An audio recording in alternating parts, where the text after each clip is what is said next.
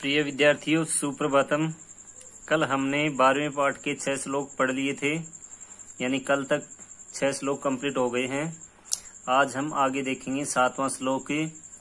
और लगभग विद्यार्थी हैं वो होमवर्क पूरा नहीं कर रहे हैं, और कर रहे हैं तो भी उन्होंने इस ऐप में होमवर्क सबमिट नहीं किया। तो सभी विद्यार्थियों को होमवर्क कंप्लीट करके हमेशा और इस ऐप में सबमिट करना जरूरी है, ठीक है। तो आगे देखेंगे 7वां श्लोक। 7वां श्लोक है गावः प्रश्नः मनुजः प्रश्नः देवः प्रश्नः व्रतदान यज्ञै किम नाम तद्य न।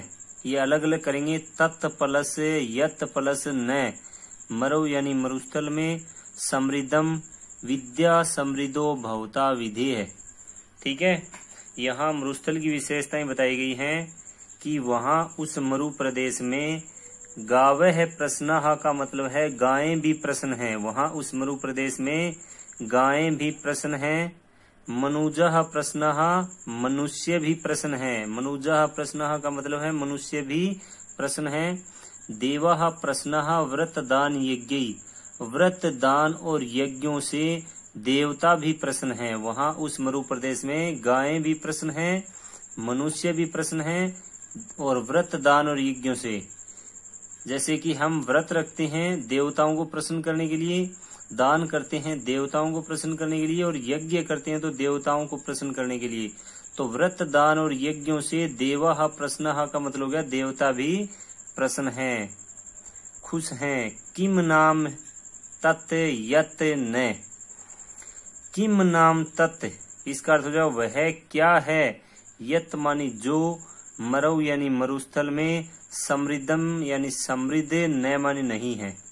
वह क्या है जो मरुस्थल में समृद्ध नहीं है, अर्थात मरुस्थल में सब कुछ मिलता है। मरुस्थल है वो समृद्धशाली क्षेत्र है, इसलिए विद्या समृद्धो भवता विधि है। भवता का मतलब है आपके द्वारा हमेशा यह मरु प्रदेश, विद्या का मतलब हो गया विद्या से, समृद्ध है का मतलब हो गया समृद्धशाली, विधेय का मतलब है होना चाहिए। यहाँ समृद्ध है शब्द है, समृद्धो क्यों हुआ है, उत्तर विसर्ग संधि से हुआ है, ठीक है।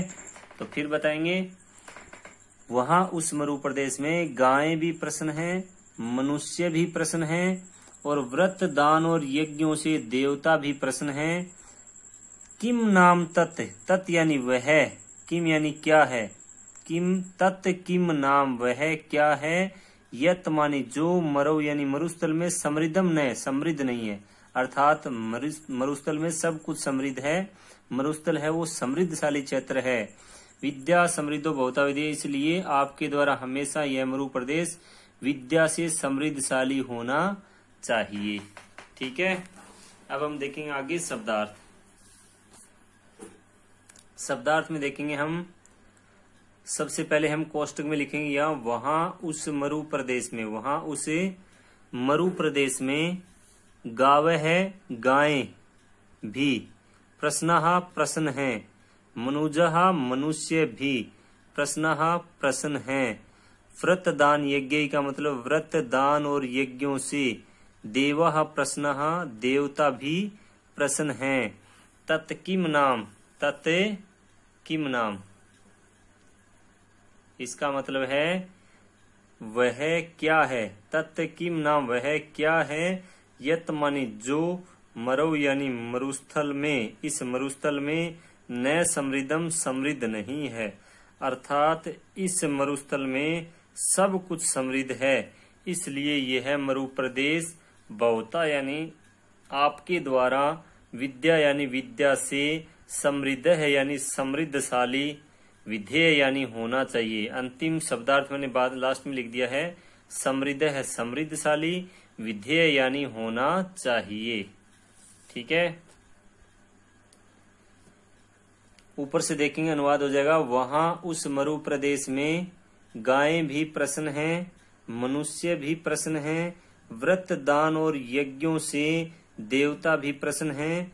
वह क्या है जो इस मरु प्रदेश में समृद्ध नहीं है, अर्थात अर्थात इस मरुस्थल में सब कुछ समृद्ध है, इसलिए यह मरु प्रदेश आपके द्वारा हमेशा विद्या से समृद्धशाली होना चाहिए। ठीक है, ये इस प्रकार से हिंदी अनुवाद लिख लेंगे। आगे है प्रसंग। प्रसंग देखेंगे। प्रसंग वही है जो सभी श्लोकों में हमने लिखा है। प्रस्तुत श्लोक हमारी संस्कृत की पाठ्य पुस्तक स्पंदना के मरु सौंदर्यम नामक पाठ से लिया गया है। इस पाठ के रचनाकार पंडित विद्याधर शास्त्री हैं। इस श्लोक में कवि के द्वारा यह बताया गया है कि इस मरु प्रदेश में प्रत्येक प्राणी प्रसन्न रहता है। प्रत्येक प्राणी प्रसन्न रहता है। फिर हम देखेंगे हिंदी अनुवाद। हिंदी अनुवाद में आ जाएगा, वहां उस मरु प्रदेश में गायें भी प्रसन्न हैं, मनुष्य भी प्रसन्न हैं, व्रत दान और यज्ञों से देवता भी प्रसन्न हैं। वह क्या है जो इस मरु प्रदेश में समृद्ध नहीं है, अर्थात इस मरु प्रदेश में सब कुछ समृद्ध है, इसलिए यह मरु प्रदेश आपके द्वारा विद्या से समृद्धशाली होना चाहिए। ठीक है, ये हो गया हिंदी अनुवाद। फिर आगे देखेंगे व्याकरणात्मक टिप्पणी। इसमें क्या है, तद्य न, तद्य न को अलग अलग करेंगे तो होगा तत् प्लस यत प्लस न, यानी प्रथम वर्ण के बाद ये आ गया। ठीक है, तो तय का तीसरा वर्ण द हो गया जस्त्व व्यंजन संधि के द्वारा। फिर प्रथम वर्ण के बाद पंचम वर्ण आ गया, तो यहाँ प्रथम वर्ण को भी पंचम वर्ण हो गया अनुनासिक व्यंजन संधि के द्वारा। दो संधि हुई, पहले जस्त्व और बाद में अनुनासिक व्यंजन संधि तत् प्लस यत प्लस न। ठीक है, फिर आगे एक शब्द लिखा है मैंने सप्तमी विभक्ति का मरु। मरु में मूल शब्द है मरु यानी मरुस्थल। मरु शब्द सप्तमी विभक्ति एक वचनम। ठीक है, ये हो गया 7वां श्लोक। अब हम देखेंगे अंतिम और 8वां श्लोक। 8वां श्लोक है मानम मनीषिता मैत्री मरुदूषणम मरीचिका मृगः मूर्धनि मनुष्याणाम उष्णीसम प्रमुखम मरऊ। यहाँ है मानम का मतलब होता है सम्मान। मानम का मतलब क्या होता है, सम्मान। मनीषिता का मतलब होता है विद्वानता। मैत्री का मतलब होता है मित्रता। मरुत प्लस उष्णम, यहाँ जस्त्व व्यंजन संधि भी है। उष्णम यानी गर्म, मरुत यानी हवा या वायु, और मरीचिका का मतलब होता है मृग तृष्णा। क्या होता है, मृग तृष्णा। मृगः का मतलब होता है हरिण। ठीक है, और मनुष्याणाम मूर्धनि, मनुष्यों के मस्तक पर, उष्णीसम यानी पगड़ी। ये मरु यानी मरुस्थल में, प्रमुखम का मतलब है प्रमुखता से मिलते हैं। ठीक है, यहाँ प्रमुख रूप से पाई जाने वाली चीजों के बारे में बताया गया है मरु प्रदेश में। तो मानम का मतलब सम्मान, यानी मनुष्य को एक दूसरे को जो सम्मान मिलता है ना, वो मरु प्रदेश में सबसे ज्यादा सम्मान मिलता है। मनीषिता मतलब विद्वानता, विद्वान लोगों की संख्या है वो मरु प्रदेश में अधिकतर है, ज्यादा है। मैत्री का मतलब मित्रता, मित्रता का धर्म अगर कहाँ निभाया जाता है तो वो है मरु प्रदेश में।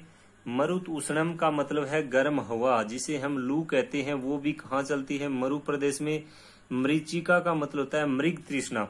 मृग तृष्णा क्या होती है, जब दोपहर में तेज धूप होती है उस समय हम अगर रोड के ऊपर देखते हैं कि हमें आगे रोड के ऊपर पानी पड़ा हुआ दिखाई देता है, उसी प्रकार से एक हरिणी बताया जाता है कि हरिणी उस रोड के ऊपर दूर देखती है तो पानी समझकर उसके पीछे दौड़ती है, प्यासी हरिणी, और जब वो उसके नजदीक जाती है तो और आगे दिखने लगता है। इस प्रकार से वह हरिणी प्यासी ही मर जाती है, इसलिए इसको कहा जाता है मृग तृष्णा। क्या कहा जाता है, मृग तृष्णा, मृग की प्यास। और मृगः हरिण, और मनुष्याणाम उष्णीसम मूर्धनि, मनुष्याणाम मनुष्यों के, मूर्धनि यानी मस्तक पर, उष्णीसम यानी पगड़ी। ये सब कुछ मरु यानी मरुस्थल में प्रमुखम का मतलब है प्रमुखता से मिलते हैं। तो हरिण भी मरुस्थल में सबसे ज्यादा देखने को मिलते हैं, और मनुष्यों के मस्तक पर यानी मनुष्यों के सर पर पगड़ी है वो भी मरुस्थल में प्रमुख रूप से देखने को मिलती है। ठीक है, अब आगे देखेंगे हम शब्दार्थ। मानम का मतलब होता है सम्मान, मानम का मतलब है सम्मान। मनीषिता का मतलब होता है विद्वानता। मैत्री का मतलब मित्रता। मरुदूषणम का मतलब गर्म हवा। मरीचिका का मतलब मृग तृष्णा। मृगः का मतलब मृग यानी हरिण जिसे हम कहते हैं। और मनुष्याणाम मनुष्यों के। मूर्धनि यानी मस्तक पर। उष्णीसम यानी पगड़ी। ये सब कुछ मरु यानी मरुस्थल में। प्रमुखम यानी प्रमुखता से मिलते हैं। अब हम इन दिन बाद देखेंगे ऊपर से कि सम्मान, विद्वानता, मित्रता, गर्म हवा, मृग तृष्णा, मृग और मनुष्यों के मस्तक पर पगड़ी, ये सब कुछ मरुस्थल में प्रमुखता से मिलते हैं। ठीक है, ये हो गए शब्दार्थ। अब आगे देखेंगे हम प्रसंग। प्रसंग में है सबसे पहले प्रस्तुत श्लोक हमारी संस्कृत की पाठ्य पुस्तक स्पंदना के मरु सौंदर्यम नामक पाठ से लिया गया है। इस पाठ के रचनाकार पंडित विद्याधर शास्त्री हैं।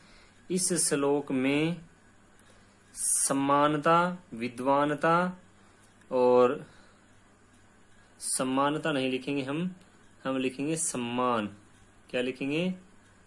सम्मान, विद्वानता, मित्रता आदि गुणों से परिपूर्ण मरु प्रदेश की विशेषताओं का वर्णन किया गया है।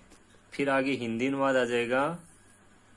सम्मान, विद्वानता, मित्रता, गर्म हवा, मृग तृष्णा, मृग और मनुष्यों के मस्तक पर पगड़ी, ये सब कुछ मरुस्थल में प्रमुखता से मिलते हैं। ठीक है, आगे है व्याकरणात्मक टिप्पणी। इसमें हम देखेंगे लिखा गया है सबसे पहले मरुदूषणम। क्या है? मरुदूषणम मरुत प्लस उष्णम। मरुत यानी हवा, उष्णम यानी गर्म।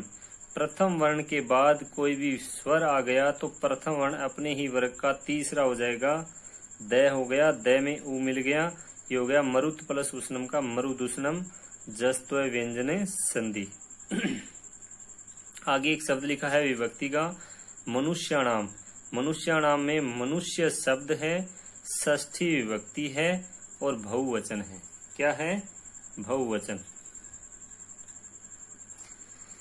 प्रिय विद्यार्थियों, अपना ये जो पाठ है 12वां ये कंप्लीट हो गया है। इसके अभ्यास प्रश्न है वो हम कल देखेंगे और साथ में आप रिवीजन करें और रिवीजन के साथ होमवर्क जरूर करें। कल वाले वीडियो में हमने देखा कि 10वीं कक्षा में लगभग 200 विद्यार्थी हैं। शर्म की बात तो ये है कि कल वाले वीडियो को देखने वाले विद्यार्थियों की संख्या 50 या 60 से ज्यादा नहीं है। ये तो वीडियो देखने की है, कितने मिनट देखा, एक बार चला के बंद कर दिया वो अलग बात है। 210 विद्यार्थियों में 50 से 60 बालकों ने ही 50 से 60 विद्यार्थियों ने ही वीडियो देखा है। और आपको ये भी बता दूं कि ये समय है बहुत कीमती समय है, बोर्ड की क्लास है। आगे किसी को भी पता नहीं है कि स्कूल कब खुलेंगे। हो सकता है आपको लंबे समय तक ऑनलाइन क्लास के माध्यम से ही पढ़ना पड़ सकता है। आपके भविष्य का सवाल है। 10वीं की मार्कशीट है वो आगे बहुत काम आने वाली है, इसलिए आपको बार बार बताया जा रहा है कि नियमित रूप से अध्ययन करते रहें और जो आपको जिस सब्जेक्ट में जितना मैटर दिया जाता है उसको आप अच्छी तरह से रिवीजन करें और होमवर्क जरूर करें। होमवर्क करने के बाद स्कूल लोग ऐप के अंदर सबमिट करें। सभी विद्यार्थी हर विषय का जो गृह कार्य है वो सबमिट जरूर करें। ठीक है, कल वाले वीडियो में देखा, परसों देखा, कल वाला और परसों वाले होमवर्क में कम से कम 5 या 6 विद्यार्थियों ने कल वाले होमवर्क को सबमिट किया है और परसों 4 विद्यार्थियों ने होमवर्क सबमिट किया था। कुल 210 विद्यार्थियों में से। बड़ी शर्म की बात है। देखो भाई, बार बार बोल दिया आपको होमवर्क जरूर भेजना पड़ेगा, सबमिट करना पड़ेगा। ठीक है, आज के लिए बस इतना ही। आगे हम कल इस पाठ के अभ्यास प्रश्न देखेंगे। जय हिंद, जय भारत।